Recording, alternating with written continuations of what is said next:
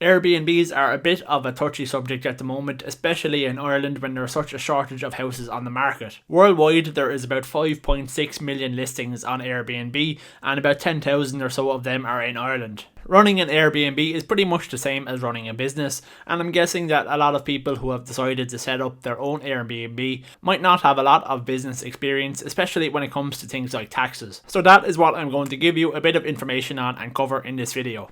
The first important thing to note here for an Airbnb is if you are renting out one of your rooms as an Airbnb, this does not qualify you for that rent a room relief which everybody knows about, where you were able to get tax-free income of $14,000 per year. You cannot avail of this scheme if you are running an Airbnb. Secondly, there are slightly different rules depending on whether your Airbnb income is deemed to be a trade income or occasional income. When you do your income tax return every year, Revenue have a section for each type of income on the form. It goes case 1, 2, 3, 4, 5 and so on. If your Airbnb income is deemed to be a trade, then that is case 1 income, and if it is deemed to be just occasional income, then that is case 4, which is a bucket for all types of miscellaneous income. And as I was saying, there are slightly different rules depending on what case your income is deemed to be. Let's have a look now and see how you can determine if your income is trade income or occasional income. The main determining factor is the frequency which the room or the property is available and how often it is actually used by guests. The property should be available for rent on a regular basis rather than once off or occasional. The owner should be actively letting out the property with a view to making a profit, and they should be actively involved in advertising the property, taking bookings, dealing with payments, arranging cleaning and laundry, and also dealing with repairs and maintenance in between and during lets. The owner would also be doing things such as providing breakfast and dealing with questions on tourist information, or else hiring out all of these jobs to somebody else. That is pretty much all of the different guidance from Revenue. They didn't have really any specific list that you could try and check off against, but Taxbackcom have an actual list where you can check against to see if you are carrying on a trade or occasional income. Basically, if you meet any of these criteria, then you are carrying on a trade. You rent out the room or property on 6 or more occasions annually. You host for 30 or more nights a year. Your Airbnb income is €5,000 or greater. And lastly, your property is available for occupancy all the time. So now you are able to determine whether it is a trade or occasional income. I'm going to show you what the differences are. What you actually pay tax on for anything you earn from Airbnb would be your income less whatever expenses you have. But as you can see from this table here,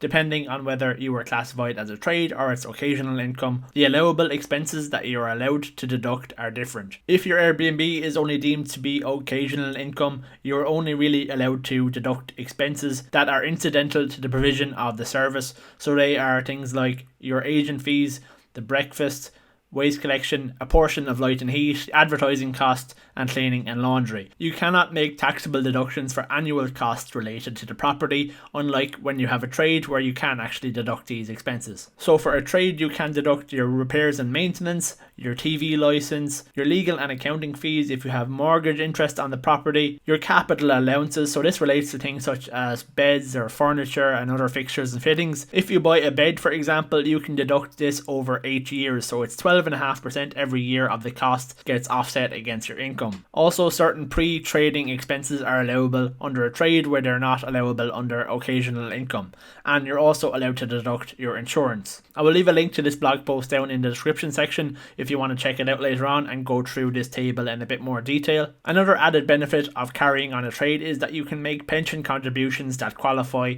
as a deductible expense. Some other tax considerations to take into account are the likes of VAT and capital gains tax if you ever sell your property. Let's go through these now as well. An Airbnb host that is carrying on a trade will be eligible to register for VAT whenever they want, but will not be required to do so until their income exceeds or is likely to exceed €37,500 in a trading year. So you have the option, you can register before that, or you can wait until your annual income exceeds €37,500.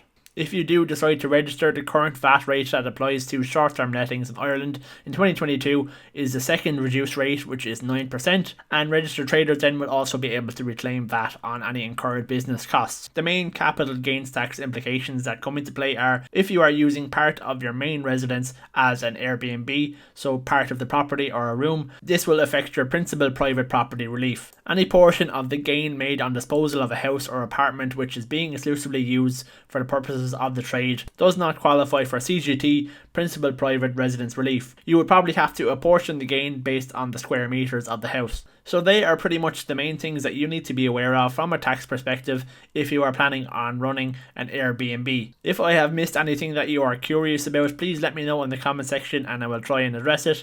And if you found the video useful, please drop a like on it and please make sure to subscribe to the channel.